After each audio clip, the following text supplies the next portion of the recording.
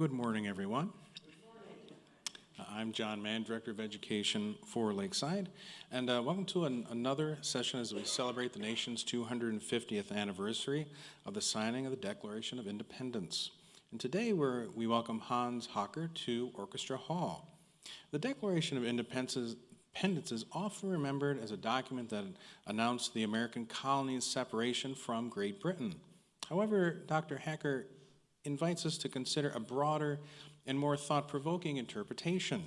Rather than viewing the Declaration solely as a political statement, he presents it as the foundation for both a new political community and a shared system of ideals and values. Hans is an associate professor in the Department of Government, Law, and Policy at Arkansas State University. He teaches courses on constitutional law, civil rights and liberties, jurisprudence, and democratic theory. He is the author of the textbook Criminal Law and the Constitution. I would ask you to please mute your cell phone ringers if you haven't already, and help me in welcoming Dr. Hans J. Hocker to Orchestra Hall.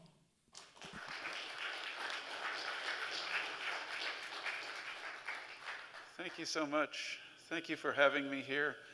I've been a professor for more than 30 years.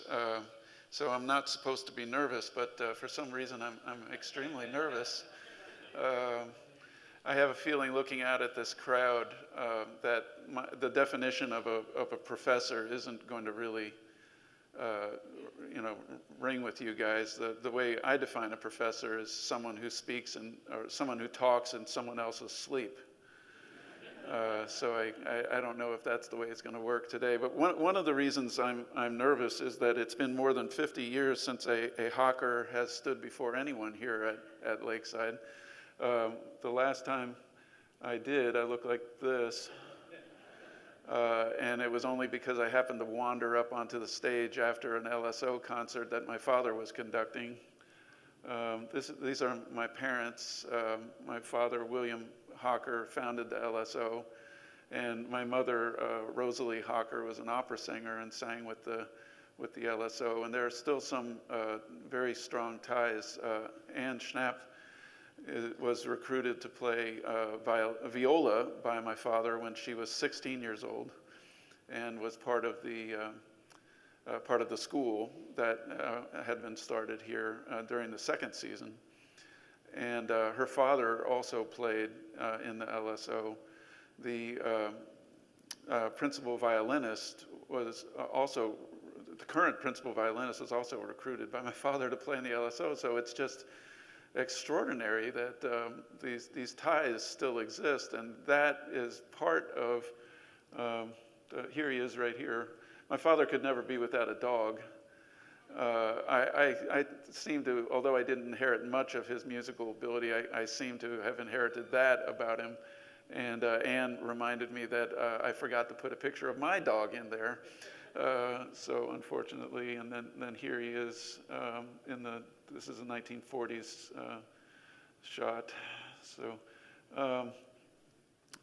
one of the things that just I think is extraordinary about the fact that there are still people here at Lakeside, at the Lakeside Chautauqua, who maintain this long-standing association with the Chautauqua, is that part of what I study as a democratic theorist is what we call social capital. I'm not a disciple, but a devotee of Robert Putnam, who I understand has visited here.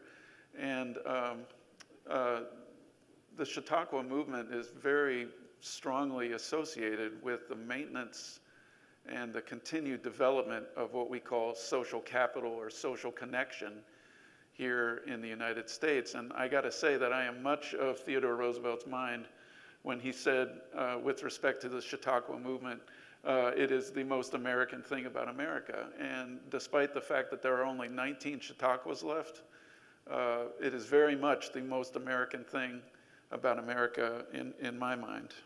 So thank you so much for having me here. Before I begin, I want to try defining a term I'll use quite a bit today. Being a professor, as a lecturer, there are certain things I want to try to get out of my mouth as as clearly as possible. So there's a few things I want to read to you, and then other things that are just more of along the lines of a discussion. If you happen to want clarification, please break in and raise your hand and ask a question. So I wanted to try to define a term that I'll use quite a bit today, and that term is political community. Sometimes we refer to political community as the body politic, which is a collection of all the preferences of people who can vote and exercise political, civil, and economic rights in a country. But it's more than that too. It's a collection of norms, attitudes, values, and beliefs that make us Americans. In other words, they make us not Russian or not English or not French. I was going to say, or God forbid, not the French, but I was told not to say that, so I'm not going to say. They happened to beat my Moroccan team yesterday, so in the World Cup. This is an abstraction, this idea about political community. This is an abstraction at its most abstract. Some refer to it in all of its complexity, the political community in all of its complexity, as a social organism or a social creature. Sure, we come together to vote for a president and Congress, and those votes determine the course of our policy making for a time. But if we think about it, it's more than just that. For example, it just feels different when Donald Trump is president and not Joe Biden, or the other way around. It just feels different when a Republican-dominated Congress is in place and not one with a Democratic Party-led House and a Republican Party-led Senate. It just feels different. Some small examples here. Like here's one I stumbled across just the other day.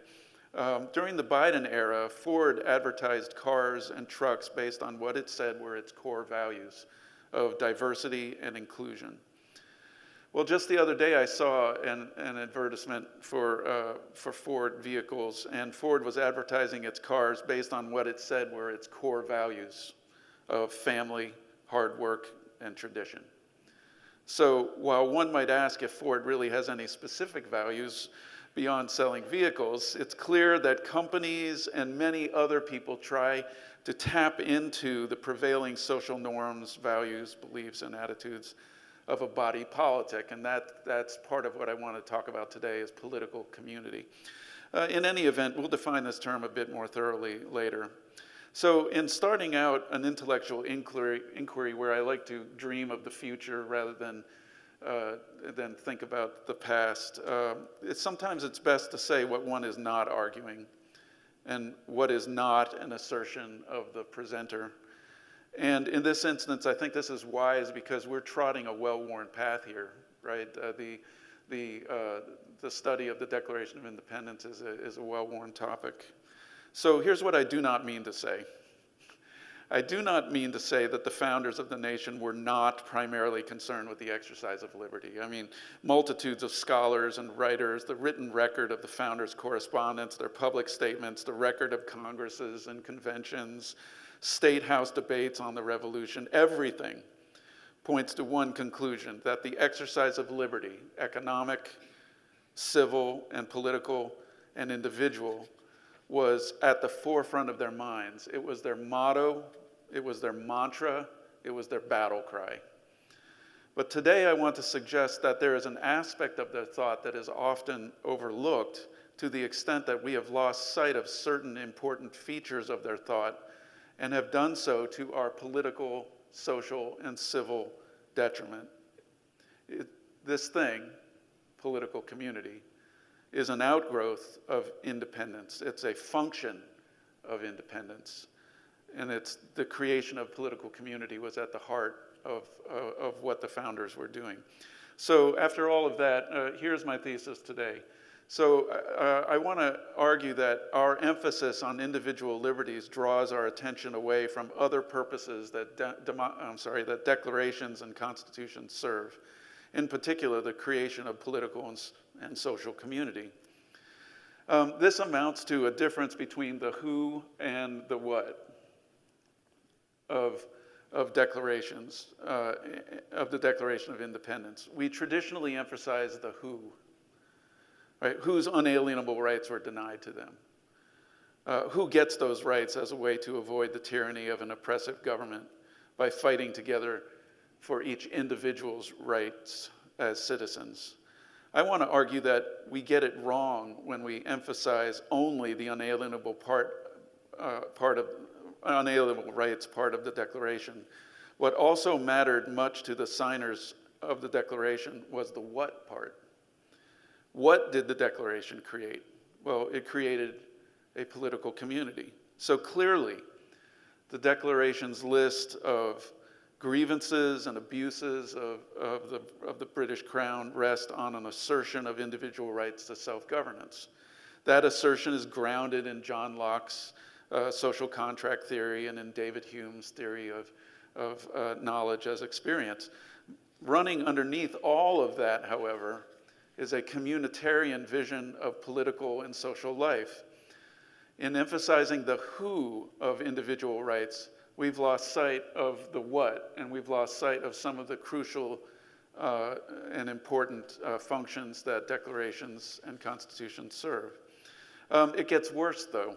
The emphasis on individual exercise of rights creates a contradiction in the way we think about rights and even about the act of voting. We do not think very much of rights and political community. Most often we think of it as rights versus political community. And that thinking about the Declaration merely as a statement of individual rights, it treats polity, or the political community, as a conglomeration of individuals who occasionally vote together to put in a bad government or to take one out. Right? And the function there, of course, is on bad. Right? The assumption is that government is bad.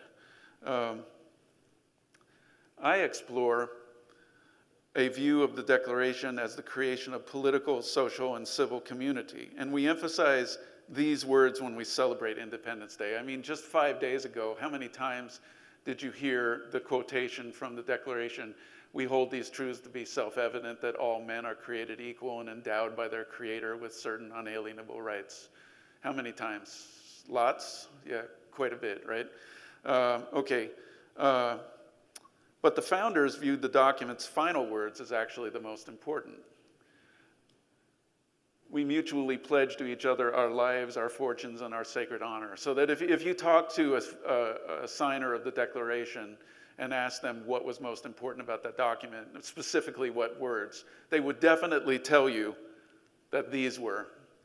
But they would also point you to the very end of the document where they had established through pledging their lives and their fortunes and their honor to each other, they had established a political community. And that political community came out of the Declaration. And that political community was the one that created our Constitution and our constitutional culture. So here's an outline of the presentation today. First, if I'm going to assert that the founders were concerned about political community, we might actually want to look at some of the things that they've said, right? Like, what did they in fact say about political community? And so I want to take a look at some of the statements that various founders made. Secondly, I want to go beyond just looking at the Declaration itself and ask ourselves, what are the consequences for ignoring this aspect of the Declaration? Like, what are the consequences for us today as a people? Furthermore, there are benefits to it. Like, what would the benefits be for us for elevating political community and our thinking to the level of individual rights? And then there's a fourth theme that doesn't have its own section, but has already been running throughout this entire presentation and will continue to, and that is that the benefits of thinking about political community and elevating it to the level of individual rights includes the Chautauqua movement. All right, so what was, excuse me, I'm sorry, 4-1. So what were the founders' thoughts on political community? What is a political community to begin with? We talked a bit about it, but I want to get a precise definition. So all communities are created by shared agreements. Now those shared agreements can be created by a top-down structure such as divine right of kings, which was the system we were rebelling against, at least in part. Or those agreements can be created by an authoritarian regime based on the imposition of will through force, bodily force. Or they could be, as in our case, based on a community of political equals coming together and to dedicate themselves to the common well-being, the common wealth. A political community, regardless of what type it is, a political community exists when those subject to an agreement abide by that agreement.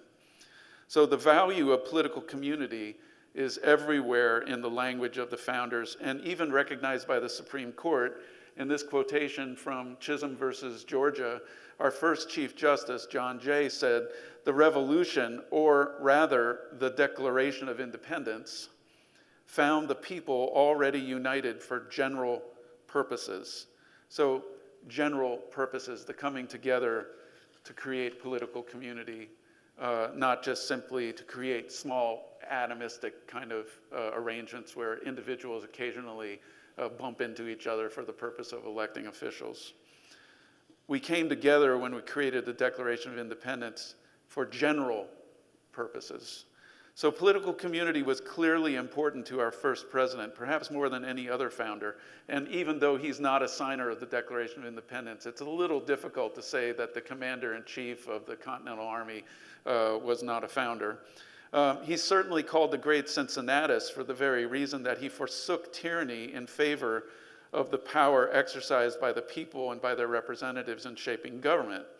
And none seemed more sensible to the notion of an American people constituted and capable of reducing its desires to a public sentiment than George Washington. I realize everyone can read, and I hate it when presenters read off of their slides, but I'm going to read some of these quotes so that we're all on the same page. He said, "Democratical states must always feel before they can see.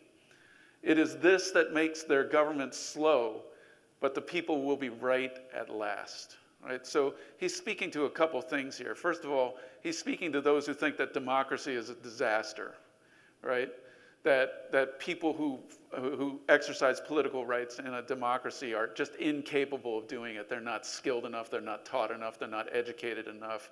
And he says, yeah, we have to feel before we can see. We have to feel our way through this. But ultimately, the people, our government will behave slowly, they'll act slowly. As Alexis de Tocqueville said, government will never act against the interests of the people. They'll act slowly and inefficiently, but a government will never act against the interests of its people.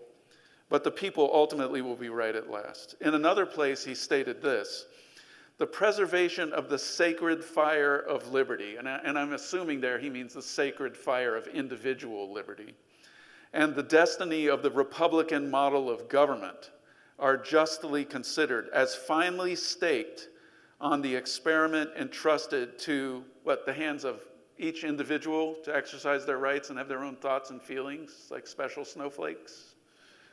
No, they're entrusted to the hands of the American people." So with whole cloth, with his fingernails and his hands, George Washington was creating a conception of Americans as a united and American people, a political community.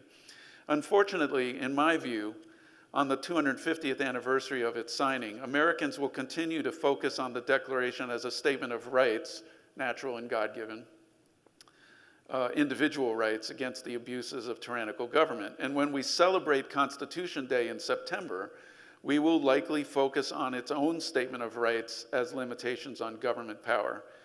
These celebrations will make an assumption about the purpose of government that I find problematic. Now, a number of people would argue, and scholars would argue, that the functions of government are fourfold. They would say, that government exists to organize power. So it's just the creation of institutions, right, and the limitations placed on that power. So providing government enough power to govern, and then restraining the people from abusing their rights and exercising their rights in ways that conflict with the general public good. And finally, restraining government from interfering inappropriately with the exercise of individual rights. But that is not the highest purpose of government. And because I think we think about the Declaration as merely a set of individual rights and an exercise of those rights, I think we lose sight of the fact that the highest order reason for a democratic government, or as in our case, a democratic constitutional republic, is self-preservation. Government exists to ensure the society and culture survive to fight another day. It preserves a democratic and constitutional culture, not so that we can enjoy rights, but so that we can continue to go on enjoying them into the future. This is an important distinction. And this is not simply my idea. It was on the mind of the author of the Declaration of Independence. Now, this is a long one, so I'll read it again if that's okay. Thomas Jefferson said, "A strict observance of the written laws is doubtless one of the high duties of a good citizen, but it is not the highest. The laws of necessity, of self-preservation, of saving our country when in danger are of higher obligation.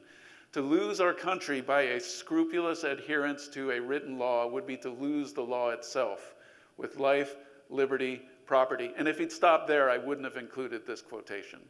But that's not where he stopped. He said, we would lose the law itself, we would lose life, liberty, and property, and all those who are enjoying them with us, thus absurdly sacrificing the ends to the means. Right? Even Thomas Jefferson saw the creation of political community, of a political organism, as central to being an American. So how do we accomplish the aim of perpetuating the American regime? Well, the innovation of the Declaration and later the Constitution was to create a community of political equals, something never done before in the world, right? To create a governing body, truly the body that holds the political power is a group of individuals all vested with equality. And out of that community of equals comes our notion of the common good, right? That we work together to create a good. Some may not get everything they want. There are winners and losers, but we create a common good. And our notion of the common good was initially very complex. It was rights. It was freedom from political oppression. It was also desire for authentic life, for the liberty to craft that life, and to achieve happiness, which I interpret as the joy of living with others. Beyond those individual goals for living, a political community of equals becomes a basis for shared knowledge.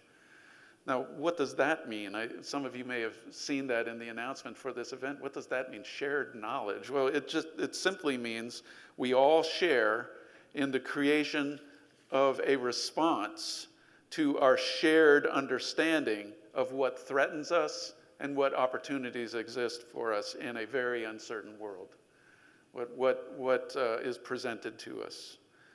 And that sounds very nice, doesn't it? Like we all come together, we vote, we hold hands, we sing Kumbaya, right? Sounds great, right? Dangers abound. For example, and this comes from John Adams, what should we do when a majority excludes some from political community? Adams viewed such an exclusion as a threat to both individual and to something he called public liberty. So there is a danger from all men. That sounds so Adams, doesn't it? There is a danger from all men.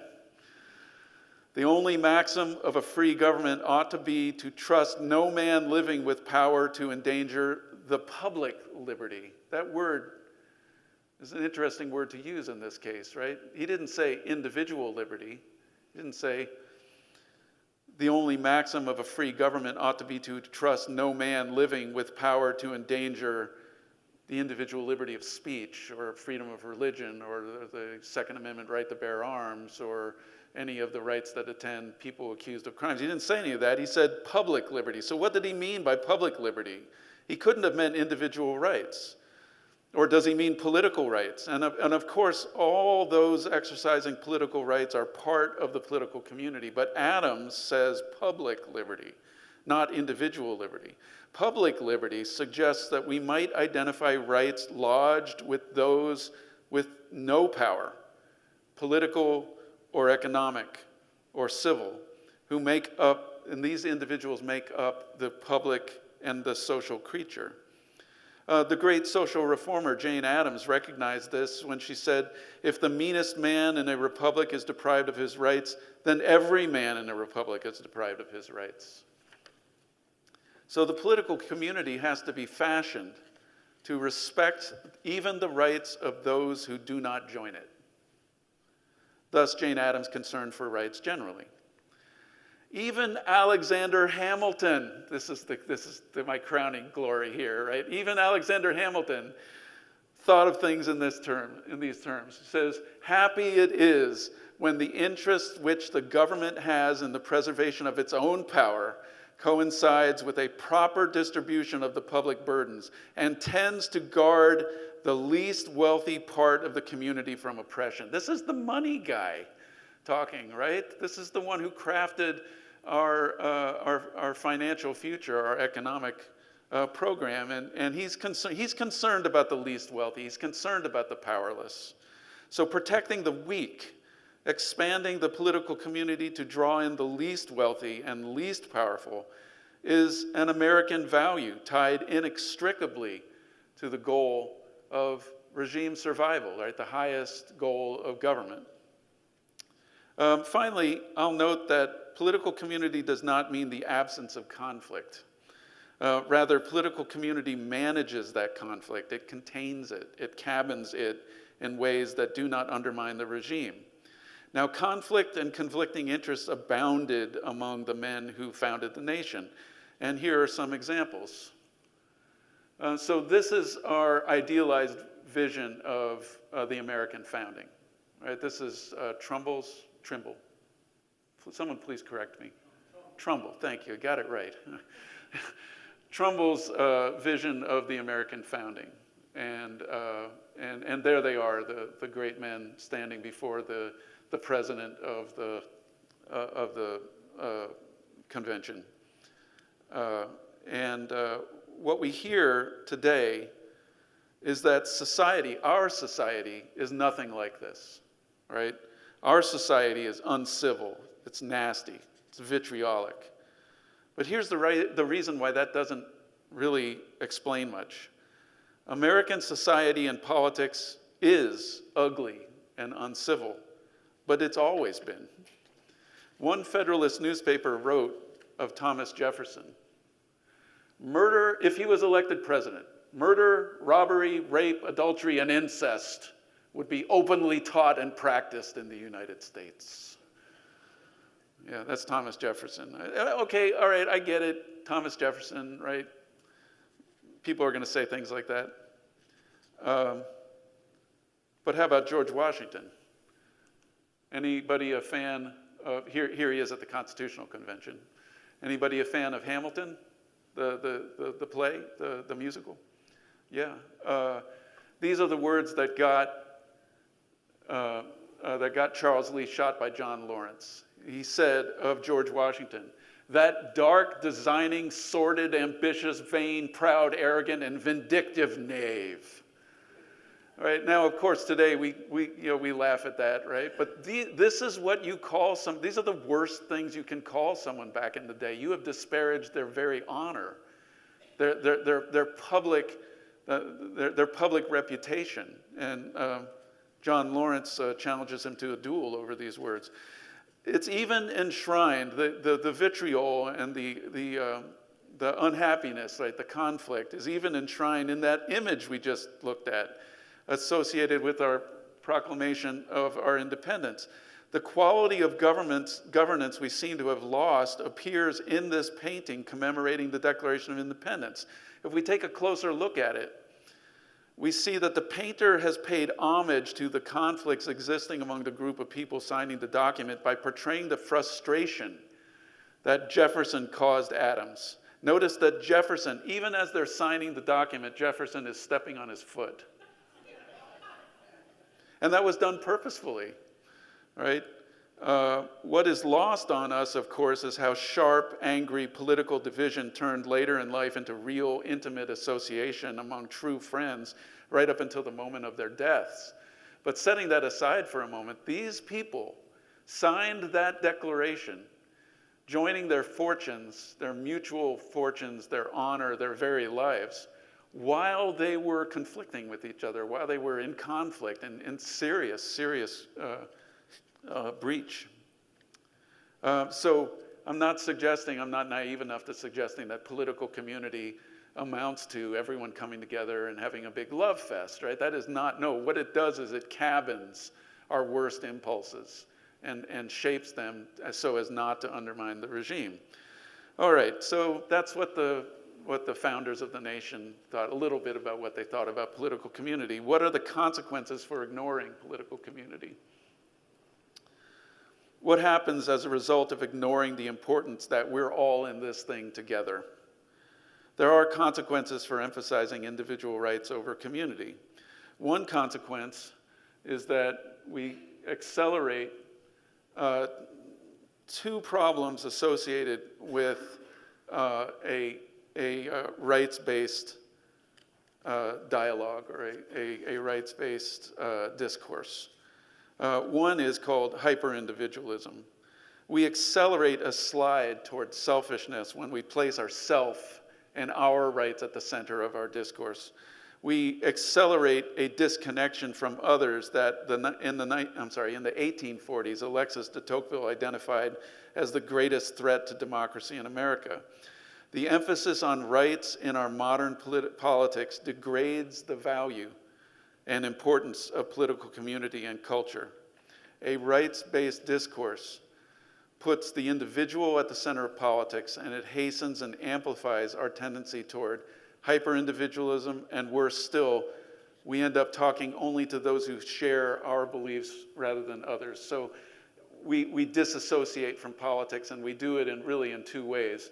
So here's one, right? We organize ourselves into silos of tribes of like-minded others. And as a result of that, we end up having a conversation with ourselves. And when we do that, we accelerate the potential for directing our fury at outgroups who aren't there to defend themselves and have a conversation with us. And we see this everywhere in America, right? This is not news to anybody sitting in this room, right? People have siloed themselves off. But here's another thing to consider. It's this guy right here who has just given up, who's left the political and civic life altogether, civil life altogether, and he is gone home and he's turned on Netflix. He's disassociated. He's socially isolated. The political scientist Robert Putnam has noted that in the 1800s, after Americans got done abusing and maligning each other, they went to church together. They had dinner together with their neighbors without much thought to their politics. They played baseball together. They joined civic organizations together, and their children married each other. People felt connected to each other in ways that transcended political differences. They connected their personal interests with the interests of the community. And de Tocqueville referred to this feature of 19th century America as civic virtue. So what's the difference today? Unlike 1831, Americans today feel disconnected from each other, from their communities and their government and their society and all the things that bind people together as a people. We are departing public life in droves. We are disillusioned, we're discouraged, and we're angry, and we're much less civically virtuous. We end up separated from each other in all sorts of ways, and there are two of them, but this is kind of how it works. So if you assume a rights-based discourse, right, if you assume the Declaration of Independence, and then on that you throw in some affluence, throw in some money, right? Then you get people who are really self-involved, right? My rights are most important. I'm going to enter the public sphere only when my rights are threatened. And I have the money and enough education, enough money to be able to participate in some way. And that self-involvement ends up with you not caring much about other people. And if you think I'm wrong about this, study after study correlates increased wealth and affluence with self-involvement and disassociation.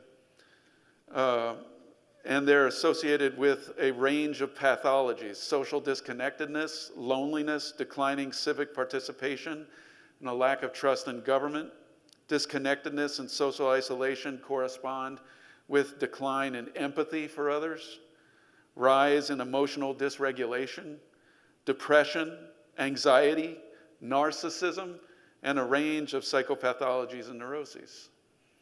So we're not only is one consequence that we're disassociating from each other, but we're actually enshrining mental illness into the way we deal with each other. All right, well, after all of those happy thoughts, and I see that we have a little bit of time left before question and answer, but after those happy thoughts, let's talk about what are some of the benefits of elevating political community in our thinking. Well, one of them is selflessness, the polar opposite, right? And I wanted to give you an example of one of the signers of the Declaration of Independence who exemplified this kind of selflessness. His name was Robert Morris. He's a signer of the Declaration. He voted against it on the first vote. He abstained on the second vote so that Pennsylvania could be perceived as joining in the rebellion. And then he signed the Declaration of Independence. He's a signer who voted against it and then didn't vote at all. And he signed it in August of 1776. And he said, well, why wouldn't he want to sign it? He said, we shouldn't be rebelling. We should not be going to war with a superpower. And there are other ways of doing this. And so he opposed independence. But he ended up signing it anyway. And when asked why, he said, "Although the councils of America have taken a different course from my judgment and wishes, I think an individual that declines the service of his country because its councils are not conformable to his ideas makes but a bad subject. A good one will follow if he cannot lead." So it's that kind of selflessness, all right, it comes about as a result of viewing things as a political community rather than simply a collection of individual rights. It also gives us a clearer understanding of where threats lie. So here's just one example of what I'm talking about here and how we've been, actually, the way we perceive threats has been distorted. So this has to do, it's a meme, right? So it doesn't explain a whole lot, but let's talk about it a little bit. So there is and it's a way of defining, who is the enemy here, right? So there's one piece missing from it. So on this side here, wrong enemy, we see really the thinking, the logic of one element of one political party in the United States, right? The social progressive wing of the Democratic Party, right? And they see the rich as the enemy. And if you don't believe me, their mantra was "eat the rich," right? Okay, so they see the rich as the enemy, and they see the non-rich as really the ones with all of the virtue. There is a wing in the other party, an extremist wing also, that flips it, right?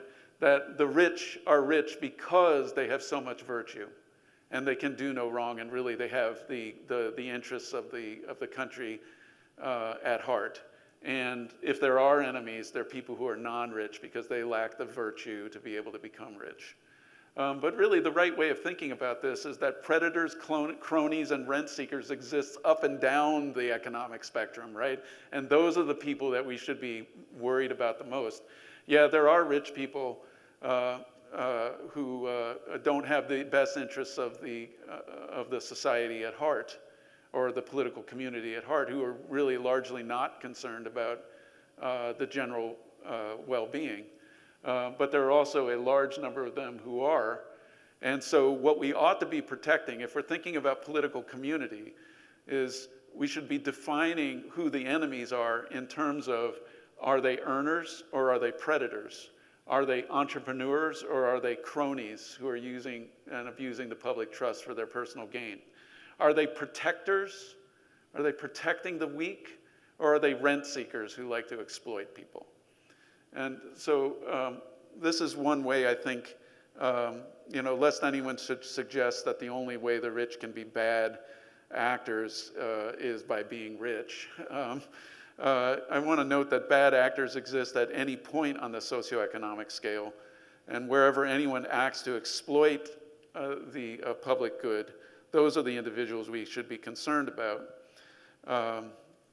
Finally, I want to say that what's happening here at the Lakeside Chautauqua is directly correlates with the right kind of thinking. Right? It's a group of people coming together, a group of people with disparate interests and different ideas, and coming together for the purpose of sharing those ideas rather than siloing themselves off into groups of like-minded individuals and tribes. The Chautauqua movement is at the heart of what it means to be an American, I think, simply because its emphasis right from the start is on community. There's no way around that. When you talk about individual rights in a Chautauqua, you can't be talking about them solely as your own. You have to be talking about them in terms of how those rights and the exercise of those rights affect the group. And that happens up and down the four central themes of the Chautauqua movement. I don't even care if it's recreation. Recreation is one of the most communal things you can do, right? And it becomes very, very bad when people think only of their individual rights rather than of the community. So, thank you very much for your time. I appreciate you having me here to speak to you today.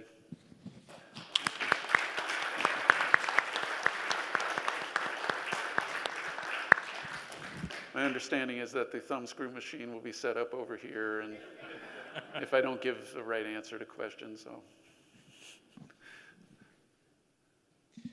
I wonder if you could talk a little bit about the introduction of mega donors and corporations and all the money skewing the honest debate and what it's done to the equation. Yeah.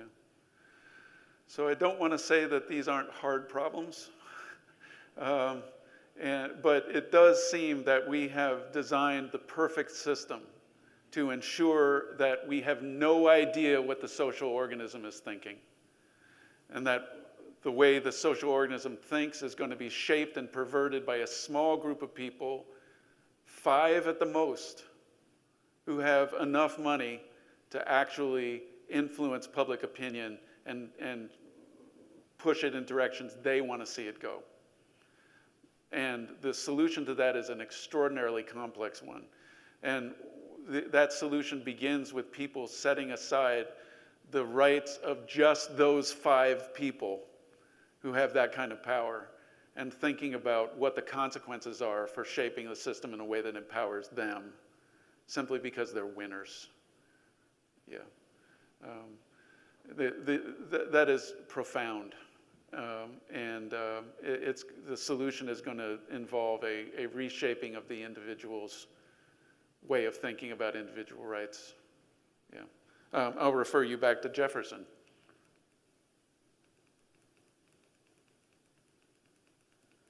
Because there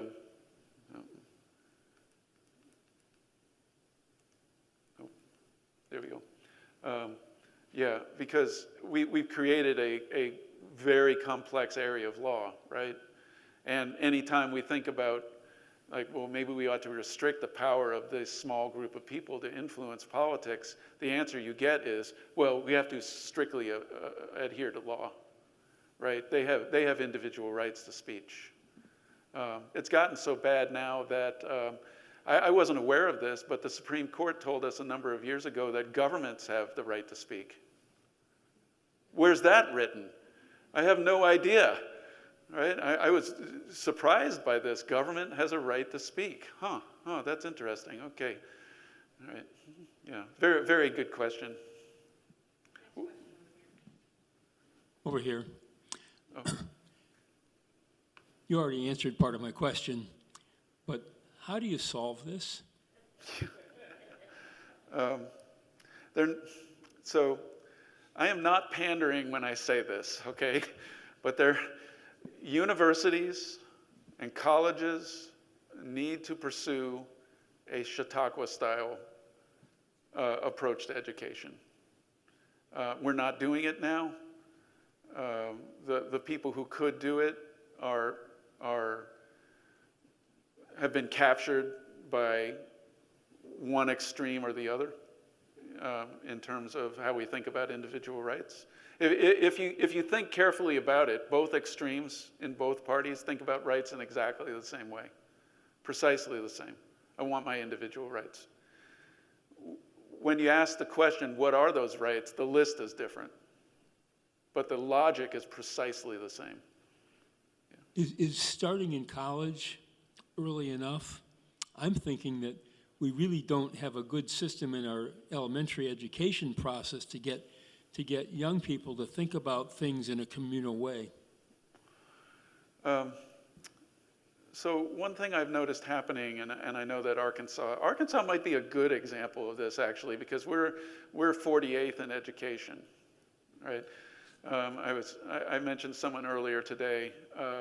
Our state motto used to be "Thank God for Mississippi," right? And we changed it to "the natural state."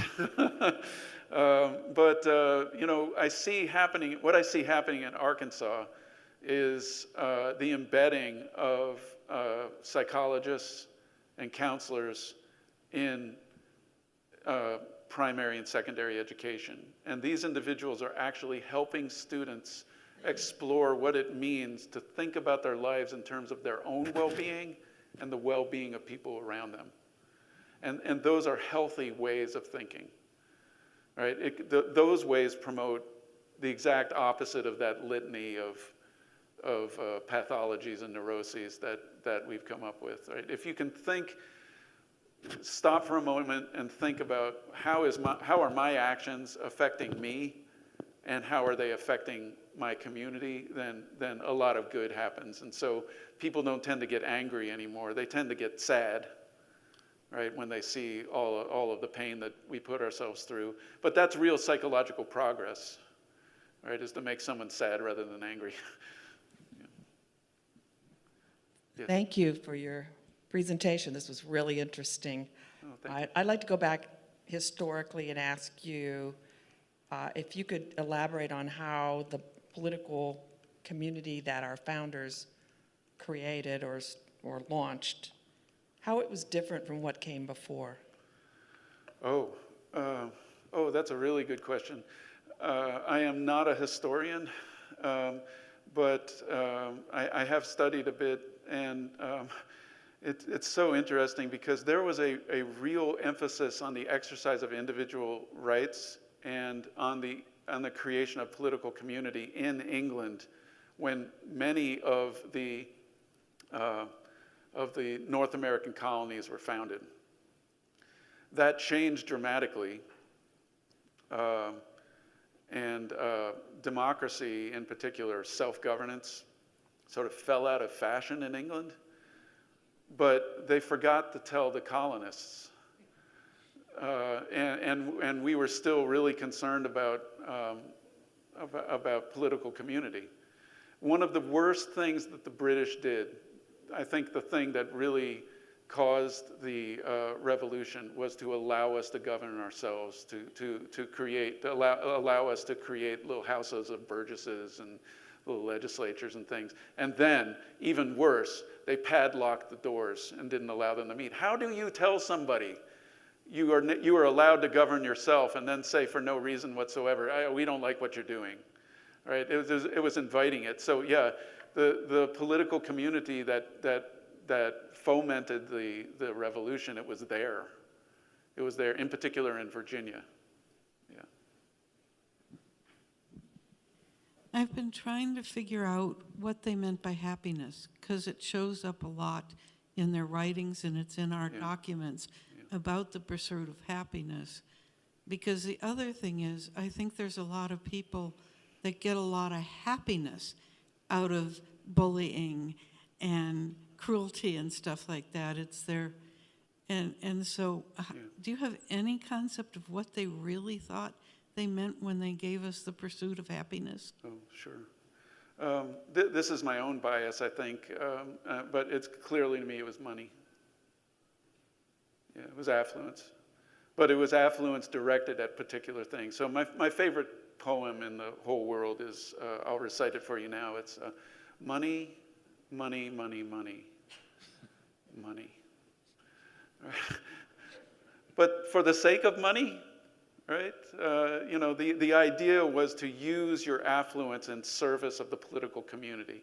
The official name of the state of Virginia is not the state of Virginia. It's the Commonwealth of Virginia. Common, everyone, wealth gets rich.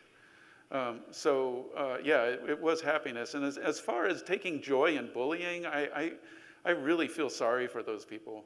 They take a good look at yourself. Is that really joyful? Is that really bringing you greater well-being? To tell your neighbor that you're a fascio-communist or whatever it is that we're using. The hardest part of this presentation for me was the part about stop worrying about the incivility, start worrying about the connection. Because I'm so horrified by what it is we say to each other, and it's really hard to get away from that. But I just got done reading a biography of Franklin Roosevelt, and in 1929, he was called a fascist and a communist. We've been doing this for generations. Like, we didn't just discover Hitler. Like, well, hey, he's like Hitler. No, in the 1920s, we thought that, or some people thought that FDR was pursuing authoritarian, fascist, and communist a regime. And even back then, they didn't realize that fascists and communists were killing each other. That was primarily what they did, right? They weren't like in cahoots together. Yeah, so I think maybe for us, for people who are, and you seem like someone who's really affected by this kind of incivility, I think maybe we have to set it aside for a moment and start thinking about the connection. It's okay to call each other names as long as we like each other. Right? Yes. Yeah, so I was thinking about the Declaration of Independence, where they said, that we have unalienable rights that we're endowed by our Creator, right? And how does that relate to this political community that you're talking about, right? Because it's not the political community that's giving them rights anymore. Right. Yeah. Yeah. The political. So this is something that's very hotly debated. I am also a disciple of John Dewey and of William James, and they just thought they got it wrong. That that human beings only exist. They thought in a Greek way about human beings. So has anybody read the play Oedipus Rex? Maybe a long time ago, yeah. So this is about a man who doesn't know who his father and mother are, kills his father, becomes king in his place, marries his mother, and has children with her, right? And he's about to get thrown out of the city, and he gouges his eyes out. And as a high school junior reading this, I was like, ooh, right? But also, why is he so concerned about getting thrown out of a city? I mean, if I got thrown out of Jonesboro, I'd just go live in Paragould, right? No. That's not the way they thought about human beings. Human beings only exist in community with other human beings. Outside the polis, all that exist are animals and gods. So he's gouging his eyes out because he's losing his humanity. He doesn't want to see what's happening to him. And what do I think? That's one of those questions that I just, I don't know the answer to. Like, did God give us our rights? Did our Creator give us our rights, or do they come more fully to us through the community? But that's not what they said, right? Right. Yeah, yeah, that's a good point. Right. Thank you. You mentioned John Dewey, and I was relating that to what the gentleman back here said, Mr. Blank. John Dewey said that if you're going to have a democracy, you have to teach it every generation, Yeah. or it won't work. And I think we have seen what is happening Yeah, to our public education system. yeah, And I think it's really important. And when I was in elementary school, we had chores. You know, we were a community. We had things that needed to be done, and names went on the board. right. Who does the erasers, who does this, who empties the trash, and so forth. And I think we've lost that. Yeah. And I think it's really important that as American citizens, we pay very careful attention to what is left of our education system, Right. and rebuild some of the things Yeah. that we have lost. Yeah, I tend to agree. If you wanted to destroy a people's attachments to democratic institutions, you should create a voucher system. And that's what we've done in Arkansas. We've taken away money from public schools that are already strapped for cash and are underperforming. And that's not really a democratic solution. Yeah. How do you define affluent? Good question. Really good question. Yeah. I don't know how this happened, but I have no aspirations to collect vast amounts of money. I think my son is a little different. He's 19 years old, and he sees himself as collecting vast amount of money later in life. But I'm happy with my starter home, you know. But I think of myself as affluent. I have education. I have enough education. I have enough wealth to provide for myself and my family. And I think that's how Alexis de Tocqueville defined affluence. That you're at a position where if you left the political community and went off on your own, you'd be okay. You wouldn't be in a position of poverty, and your life wouldn't be at risk. Does that make sense? Yeah. Yeah. So a lot of those things that the affluence can be seen in even things like architecture. You know, you look at the architecture of buildings, at the Victorian era buildings, and they've got outside rooms, right, that wrap around the house, and people were actually using those to interact with their neighbors. Today, you got a little maybe 3x3 piece of concrete in front of your front door, just so you can usher them in and then into the backyard. Right. Anyway. Yeah. Yeah, you know, our country has roots in religious liberty from the Plymouth colony, and this Chautauqua movement has a Methodist foundation behind it, I think, and you haven't really talked about like religion in terms of, you know, people don't go to church anymore, and I think that has led to a lot of these people having anger and having discourse in the public area, you know. So, but you didn't talk about that much in terms of religion at all, in terms of why this country is so, you know, dysfunctional now. Yeah. You know, once again, you have to even start thinking about religion, at least in part, as communal, right? De Tocqueville said that the primary benefit of religion in a democracy was getting people's minds off of themselves and onto things that are bigger than they are. So it wasn't that, you know, you accept Jesus as your personal savior. It was that you're forced to see things in the world that are larger than you are. Like, and the Catholic Church, of course, is really, really good at that, right? Like, you walk into a cathedral and immediately what do? You look up, right? like, oh my gosh, look at that ceiling, right? The whole idea, even from that, the whole idea is to get your mind off of yourself and onto things that are larger than you are. And I have to just say, like, yay for the Methodist Church creating an institution like this, because this is a pretty high ceiling, but we tend not to have really high ceilings here in Lakeside, right? But our attention is on things that are much bigger than ourselves. Yeah, I hope that's a satisfactory answer. It's not one based on theology. So. Thank you very much, Hans. Thank you. Thank you. Thank you. I so appreciate you having me here. This was important for me to be here because of my association with this place. And I really appreciate you taking the time to come and listen. Thank you. Thank you for your questions.